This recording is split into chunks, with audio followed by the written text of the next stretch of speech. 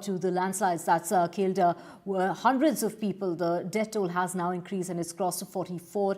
400 people have died as far as the death toll in Wayanad is concerned. Rescue operations are in its last stage, is what the police has gone on to say. So they are now conducting search and rescue operations in isolated areas today. Search and rescue operations in the landslide area, the area that was impacted by 3 landslides that occurred a week ago, which killed more than 400 people, has now entered its final stages. The focus will now be more concentrated of the areas which are inaccessible via traditional methods. A special team by helicopters has been deployed to search the water body for more bodies and remains. So that massive landslide that took place on the 30th of July, triggered by incessant rainfall, has caused over 400 deaths. And authorities are conducting, rescue operations which are carrying on. They are continuing, but these are now in isolated areas, the areas which are not accessible.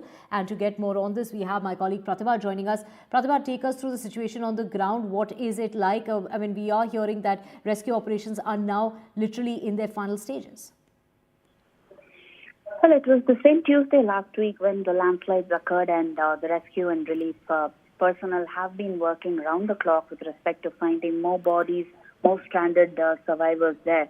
And talking about dead bodies, yes, the death toll unfortunately has crossed the 400 mark, and they have managed to recover 6 new dead bodies as well. As far as the last 2 days are concerned, we're talking of 5 bodies received from Wayanad, 1 from Nilambur, 30 unidentified bodies, and 154 body parts were also cremated at the crematorium with prayers conducted in multiple faiths. Those cremated include bodies of 14 women and 13 men. So a very, very unfortunate and distressing scene that comes out of Wayanad at this point in time. Scientific examination to identify the dead bodies also continue at the same time, and 83 blood samples have also been collected. In fact, the search operation is at its final stage, and they've been talking about some of the most inaccessible areas like the Suchipara waterfalls, where people have trekked 6 kilometers in search of dead bodies, as well as people who have been stranded. And the rescue personnel themselves were stranded, and arrangements are being made to airlift them.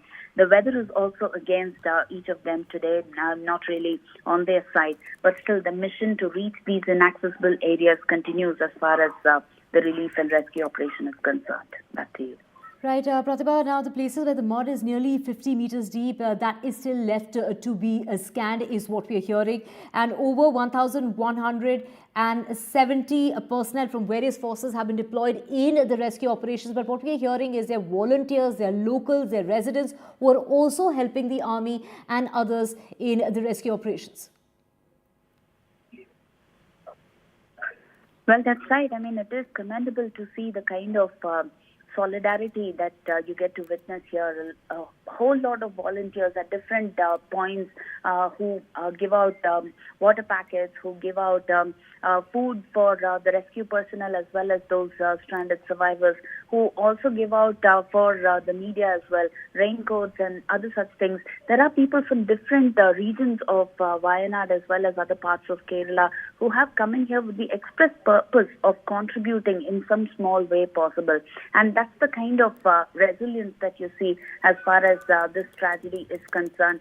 All of them trying to take responsibilities in some sort of way. There were people who were manning the traffic. There were people who were trying to make clearances for the ambulances there. There were a lot of medical staff as well from different regions who were there at the right time to try and see if they could also contribute in some way possible. So that's the kind of message that Wayanad wants to send out, to say that we are going to be there and we are going to still keep the hope alive in terms of finding more stranded survivors there. Medical camps that were set up at different pockets of Wayanad. So that these are some of the positive things that people witnessed as far as the tragedy is concerned. But on the other hand, yes, very, very distressing scenes coming out with respect to the several dead bodies, with the toll having crossed 400 there.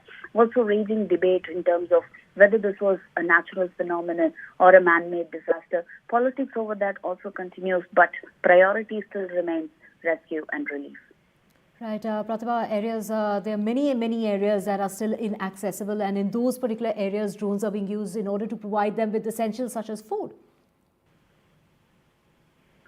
That's right. Several areas, because talking of the landscape of Wayanad, it is definitely extremely slopey. We are talking of hilly regions there. We are talking of deep, thick green cover there and inaccessible forest regions. But still, there were some of the positive news that came in the last 3-4 days where people managed to get into the interiors of the forest to try and see if they could rescue some of the tribal families there, as well as other stranded families. And they did succeed in rescuing some of them there.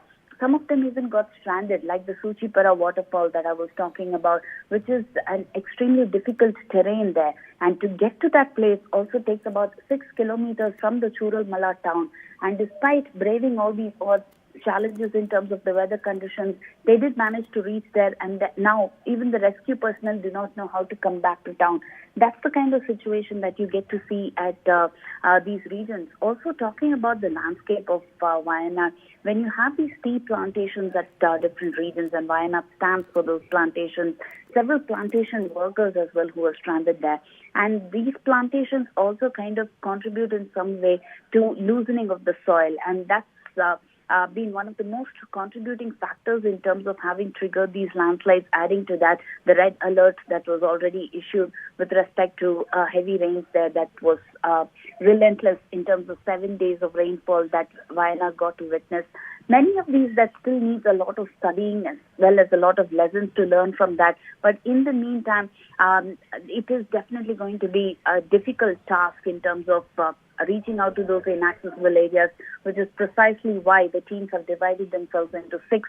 The regions have been divided into 6, like the downstream area, the village area, the forest area. So this is how they've split themselves to try and see how they could manage to get to those remote, isolated locations as well.